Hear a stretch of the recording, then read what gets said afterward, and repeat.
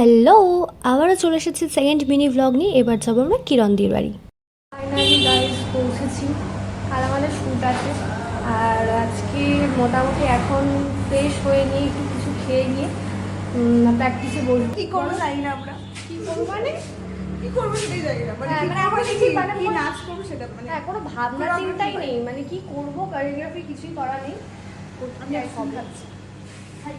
ঠান্ডা শান্তি, গরমের ঠান্ডা শান্তি। তোকে দেবো না আইসক্রিম, দিতে হবে না, শেষ হয়ে গেছে, একটাই ছিল। ঠিক আছে। চলো চলো চলো চলো। আমরা ঘরের মধ্যে ঢুকবো আর ও আমাদের জন্য অপেক্ষা করছিল। রিয়াকশনটা দেখো। আমি কে বলতো?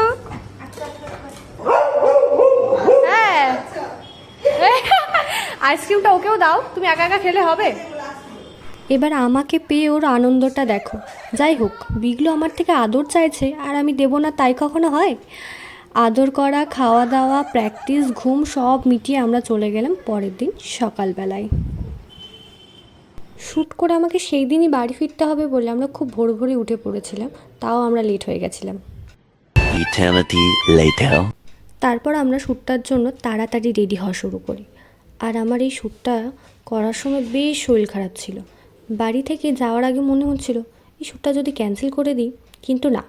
তখন মন বলল, যো সোয়া বো খোয়া, আর যো জাগা বো পায়া। রীতিমতো ভাবাও শেষ আর মনে জোর রেখে বেরিয়ে পড়েছিলাম।